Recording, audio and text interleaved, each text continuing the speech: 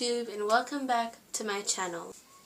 If you're new here, you can learn everything you need to know about me and this channel by clicking at the video featured at the end of this video. After you've finished watching that video, come back here if you want to learn the basic supplies of a graphite artist. You'll learn how to use them properly and professionally.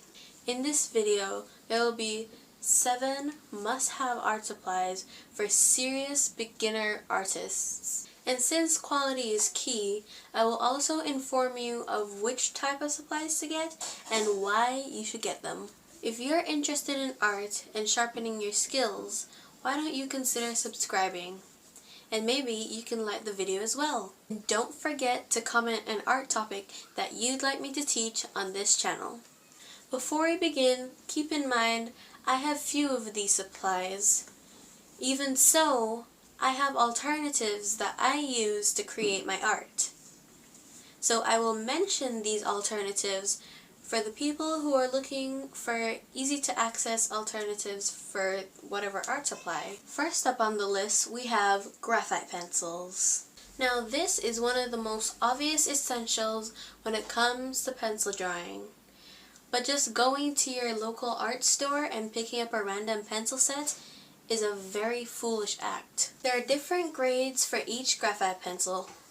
These grades determine how light, dark, or fine your pencils are. Keep in mind, the softer the pencil, the darker it is. The harder the pencil, the lighter it is. Here I have a chart with some of the pencil grades. Notice how it gets darker over the side where it says soft and lighter over the side where it says hard. When it comes to choosing the correct pencil grades for your artwork, that's your choice to make. You must know what pencil grades you need for your art piece. But there are a few that I recommend that can work with any type of drawing, whether it's a portrait, still life, etc. The first I would recommend is an HB2 pencil, otherwise known as a regular pencil. These pencils are perfect for sketching. Next up are 2B and 4B pencils. They're mainly used to shade drawings and are perfect for portraits. And lastly, 6B pencils. These pencils are used for the darker parts of a drawing, due to it being one of the softest pencils on the chart that I had shown earlier. There are 2 ways in which people hold their pencils while drawing. The tripod grip, which is using your thumb, index, and middle fingers to hold the pencil, much like writing. It's better to use this method if you're drawing with the tip of the pencil. We also have the overhand grip. All fingers are used in this method, and is better for shading on a wide scale, unlike the tripod grip. I would recommend the overhand grip for shading your drawings and the tripod grip for sketching. Now we move on to erasers. There are many types of erasers, but we will only be looking at one today: kneaded erasers. Using kneaded erasers is a very clean way of adding details to your drawings. It also allows you to mold or knead the eraser into any shape that you want. You can also use it to add details to your drawing by molding it into any shape you want and removing the graphite from any specific place on your paper. An alternative for this can be a pencil eraser or a rubber eraser. Sketchbooks are another one of the highly essential supplies you'll need. But not only that, quality is important as well. But what do I mean by quality? When I say quality, I mean the features of someone or something. In this case, it's something. When buying sketchbooks, you have to consider the quality of the sketchbook to see if it can satisfy all of your artistic needs. There are 2 main qualities to look for when buying a sketchbook: the tooth and durability. And since I have a sketchbook of my own, I'll be able to share with you what I'm talking about. Now, you may be wondering, What does she mean by the tooth? The tooth is the texture of the paper that's in your sketchbook. Different textures work with different art mediums. For example, heavy paper, such as charcoal paper, make your lines appear broken. This type of paper is better for pastels and/or charcoal, as the name suggests. Lighter paper, such as Bristol paper, works well with ink or graphite.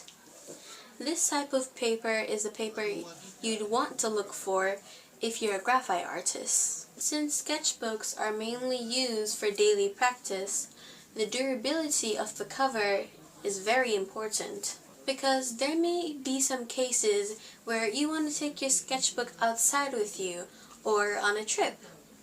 If you're not careful enough, the cover of your sketchbook may be torn. See how mine has a torn cover? You'd want to make sure your sketchbook can stand repeated use and travel without being damaged. That's why I recommend hardcover sketchbooks. It'll keep the pages of your sketchbook clean and flat, as if you just bought it. If you enjoyed this video so far, and you're interested in seeing more videos from me in the near future, why don't you subscribe and like this video. Don't forget to comment what you'd like me to teach next on this channel. Now we move on to charcoal pencils. But what are charcoal pencils? Well, they're basically sticks of charcoal enclosed in wood. Similarly to graphite pencils, but are much darker than graphite. These pencils are often used in drawings for fine details, while keeping the user's hands clean and free of charcoal marks. Now we move on to white charcoal pencils. White charcoal pencils are very similar to charcoal pencils, but as the name suggests, they're white instead of black. These pencils are used to highlight your drawings. Highlights are needed in drawings when the source of light is directly facing the object or person in that drawing. Unfortunately, I'm unaware of any alternatives for white charcoal pencils. Now we'll discuss blending stumps and tortillons. But what's the difference? They both have the same purpose, which is to blend. Well, they're very similar to each other, but a blending stump is longer and much more tightly wrapped. Blending stumps are also pointed at both ends, but tortillons are only pointed at one. Tortillons produce slightly different textures than blending stumps and are hollow, unlike blending stumps that are solid. An alternative for this is to make your own blending stump or tortillon. I'll be showing the video that I use to help me make my tortillons at the end of this video. And lastly, we have quality pencil sharpeners. Now, if you're a serious beginner, you want your pencils to be perfectly sharp and ready to start another art piece. But in order for that to be a reality, you'll need a quality pencil sharpener. Now, there are many ways to sharpen a pencil, and many different tools that you can use. But today, we're mainly focusing on electric and manual sharpeners. An electric sharpener can sharpen your pencils without making them extremely small. If your pencils are small, it will be very uncomfortable to draw with them. Where I'm from, these type of sharpeners are very expensive and found in offices and important buildings. Now, all sharpeners have many different forms, but as far as I've seen, manual sharpeners have the most forms. They're portable, cheap, and can be easily replaced if broken. If you're sharpening colored pencils, then a manual pencil sharpener is what you should be using. And that's the end of the video. Thank you all for watching. If you enjoyed, Make sure you subscribe, like this video, and comment if I should do a part 2. But next time, it would be a different art medium. See you all next week. Goodbye!